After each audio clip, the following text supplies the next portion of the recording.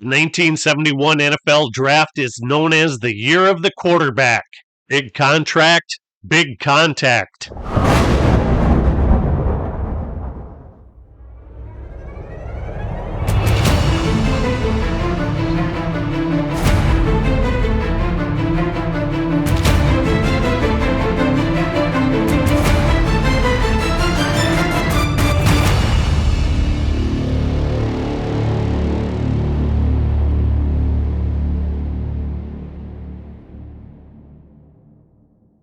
In 1971, the Patriots had a new stadium in Foxborough, Massachusetts, named Schaefer Stadium. They were no longer the Boston Patriots, but rather the New England Patriots. In an attempt to fill the new stadium, the Patriots drafted Heisman Trophy winning quarterback Jim Plunkett from Stanford first. He had the physical size, arm strength, and leadership qualities that the scouts craved. On opening day, he looked like a 10-year veteran when the Patriots beat the Super Bowl contending Raiders 20-6.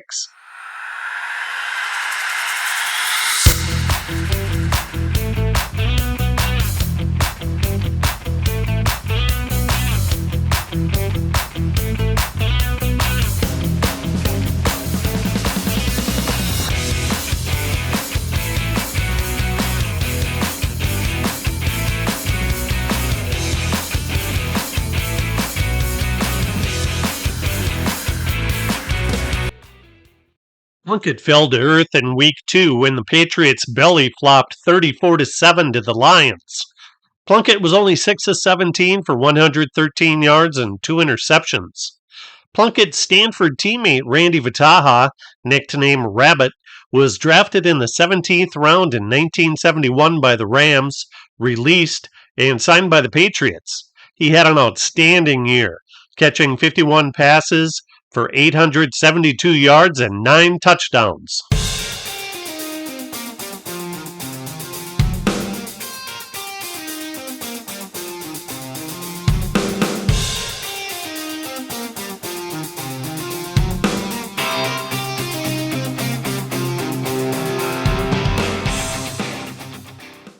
Plunkett was a Patriot for 5 years and compiled 23 wins against 38 losses. In 1974, he led the NFL with 22 interceptions. He threw 62 touchdowns and 87 interceptions, and the Patriots grew weary of him and traded him to the 49ers for a 1977 first-round draft pick, which was used to select 3-time Pro Bowl cornerback Raymond Claiborne, who spent 13 years in New England. A 1977 second-rounder used to pick running back Horace Ivory, who had a 5-year Patriot career, and 2 first-round picks in 1976. Center Pete Brock started 88 games in 12 years, while defensive back Tim Fox played 6 years with the Patriots and made 1 Pro Bowl team. What a haul! Grade A. There was no way that the Saints could pass up drafting Archie Manning at quarterback from nearby University of Mississippi. He didn't come without some risk, however, as he broke his left arm in a 24-13 win against Houston. Remarkably, he returned to action 1 month later to play against LSU with the Southeastern Conference Championship on the line. He was largely ineffective and spent the second half on the bench as LSU routed Ole Miss 61-17. Archie really took his lumps during a 10-year stay with the Saints.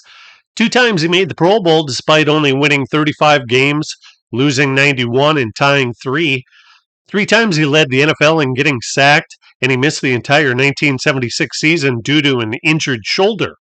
In 1982, the Oilers traded 3-time All-Pro but disenchanted tackle Leon Gray for Manning.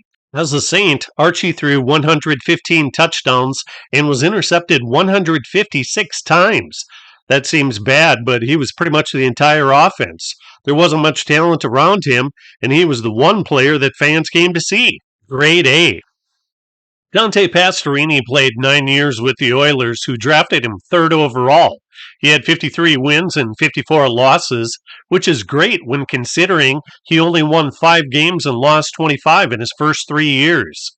While he threw 96 touchdowns for the Oilers, he did get picked off quite a bit, 139 times.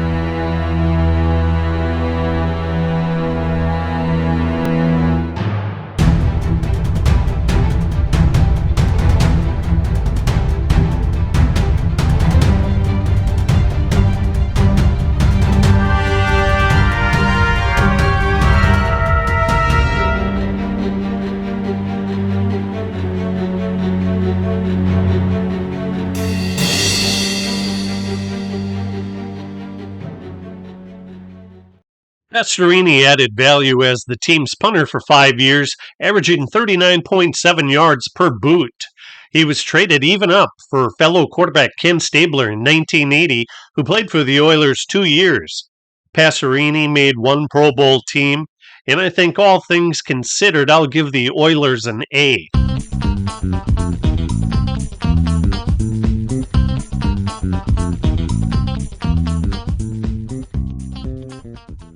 The Buffalo Bills needed an impact wide receiver to go along with O.J. Simpson on offense, so they drafted J.D. Hill out of Arizona State with the 5th pick.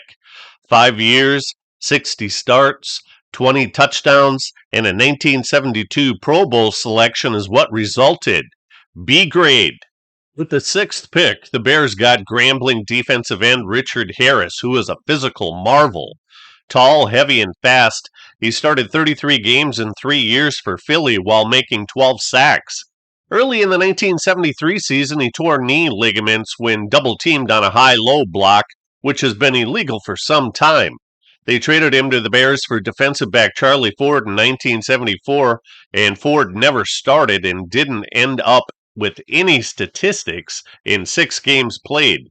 The Eagles receive a C+.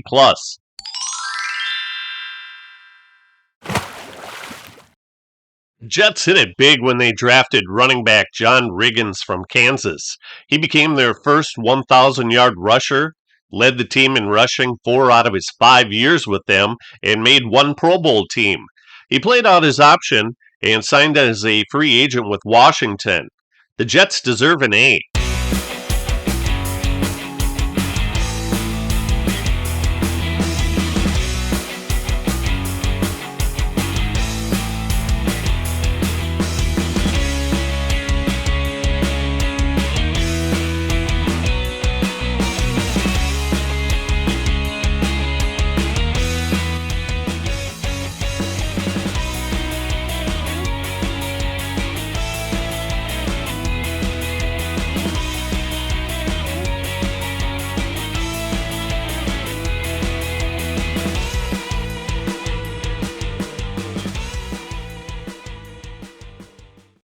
The Atlanta Falcons also needed a running back, and everyone was thrilled to land Joe Profit out of Northeast Louisiana.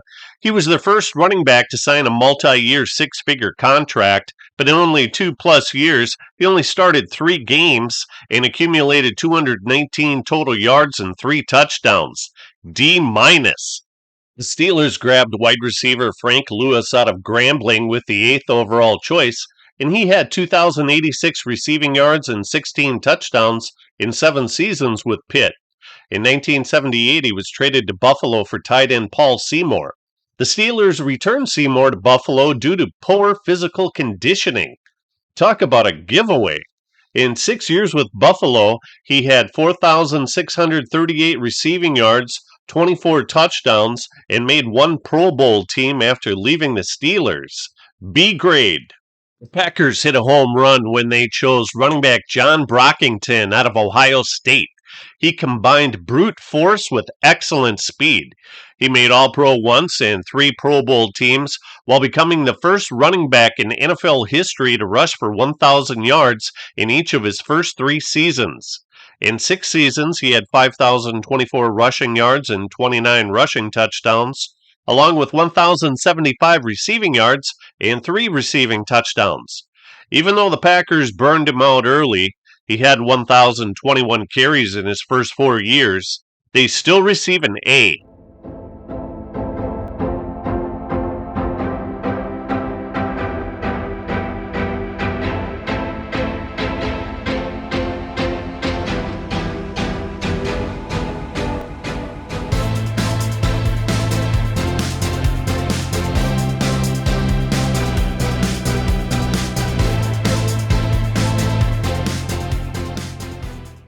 Outside linebacker Isaiah Robertson out of Southern University was a pick that earned the Rams an A grade. He played 8 years for them, started 102 games, made 6 Pro Bowl teams, 2 first-team All-Pro teams, and 3 second-team All-Pro teams. He was traded to Buffalo in 1979 in a salary dump. The Rams received a 1981 fourth-round pick used to select center George Lilja, who never started a game in only 1 year for the Rams.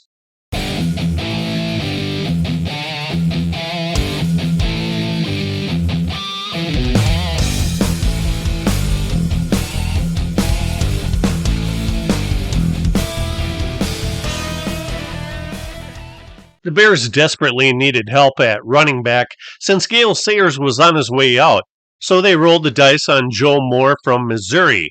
He missed half his senior season after having a shoulder injury, and in 9 games played in 1971, he only had 102 total yards and no touchdowns. He missed the 1972 season and only had 208 total yards and no touchdowns in 14 games played in 1973. Total bust, D-. With the 12th pick, the Broncos chose tackle Marv Montgomery from USC. At 6 foot 6 inches, 255 pounds, he was a large tackle for that era, but he only started 32 games in 5+ seasons. The Broncos expected more, but received less. Even still, it's a B-. The Chargers' leading rusher in 1970, Jeff Queen, only had 261 yards. So they landed Leon Burns from Cal State Long Beach. He was a 29-year-old rookie who had the most rushing yards, 1,659, and most rushing touchdowns, 26, of any college player in 1969.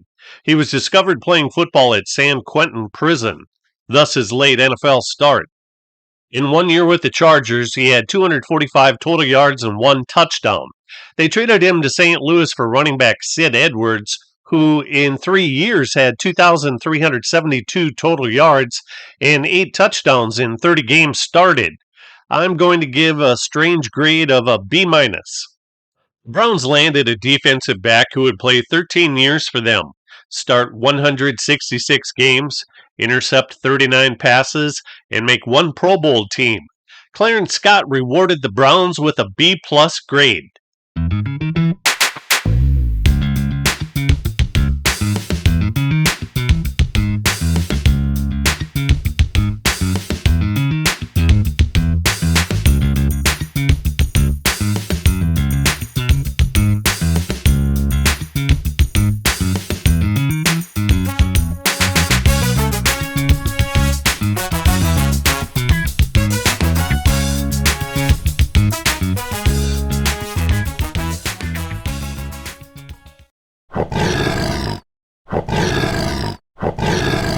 The Bengals were only starting their 4th season, and in 1971 they opted for big 6 foot 5 inch, 268-pound tackle Vern Holland from Tennessee State. 9 years and 118 games started later, and the Bengals got themselves a B+. With the 16th selection, the Chiefs opted for wide receiver Elmo Wright from Houston. He started 38 games in 4 years, received 1,070 yards, and scored 7 touchdowns for a C grade. Elmo's claim to fame is being the first NFL player to perform an end zone celebration.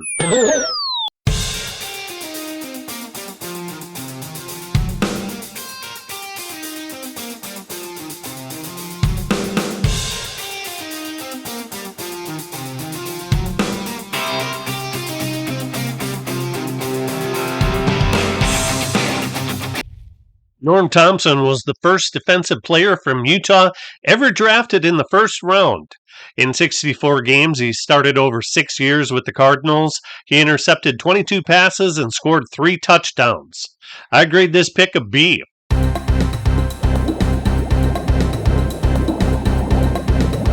Wide receiver Rocky Thompson was a teammate of Dwayne Thomas at West Texas State, and he was a world-class sprinter as he won the AAA championship in the 100 meters in 1970 with a 10.1 second time.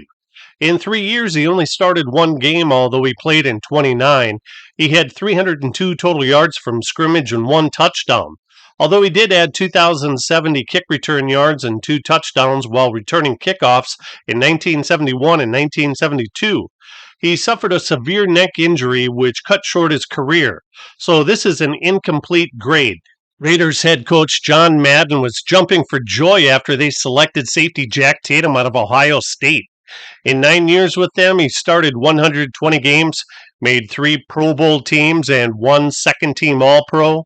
He was traded to Houston for running back Kenny King, who played 6 years with the Raiders, rushed for 3,183 yards and 8 touchdowns. This is a strong A grade.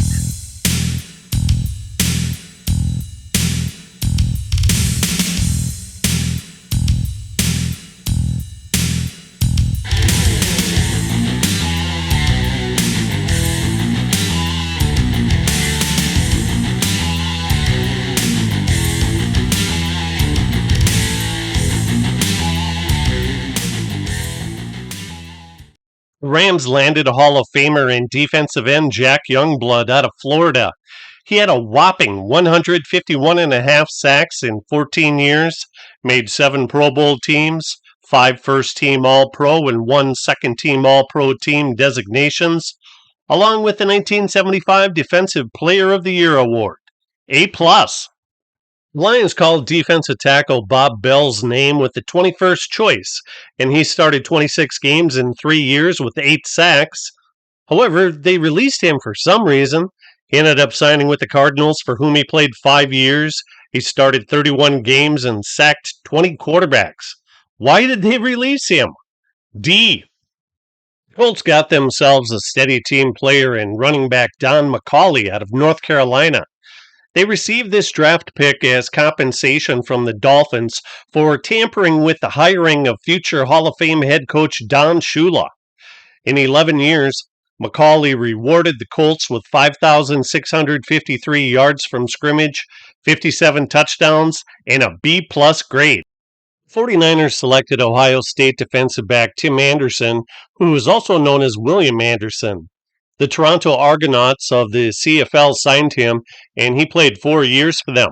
In 1979, the 49ers got him, although he only started 2 games with no interceptions or fumble recoveries. He was traded with Mike Holmes, another draft bust, to the Bills in a transfer of non-productive players. This deserves a F. Vikings fans had good reason for their displeasure after the team drafted running back Leo Hayden out of Ohio State. In his only year with them, he only played in 7 games, almost exclusively on special teams, and he didn't put up any statistics. Hayden later referenced himself as a junkie and that his play was impacted by drug use. In what is right up there with the worst #1 draft picks of all time, the Vikes receive a F. Bubba's younger brother, Tody Smith, was drafted 25th by the Cowboys. He suffered an ankle injury during his rookie year and had off-season knee surgery. He started 6 games in 2 years, and on May 9, 1973, he was traded to the Oilers with wide receiver Billy Parks for the 1974 #1 overall draft pick and the Oilers' 3rd-round pick. Ed Too Tall Jones and Danny White were the players selected with these picks. And 28 years of service and 4 Pro Bowls between them, the Cowboys turned in an A-grade performance. With the last pick of the draft, the Colts nabbed defensive back Leonard Dunlap from North Texas State. In 1 year with them, he played in 4 games, returned 8 punts and 1 kickoff while not putting up any defensive statistics. He was traded to San Diego for their 1972 4th-round draft pick, who ended up being wide receiver Eric Allen. He never played for the Colts. Instead, he opted to play for the Toronto Argonauts of the CFL. What a wasted draft pick. F. Please click the subscribe, notification, and like buttons if you haven't already. And as always, thank you for watching.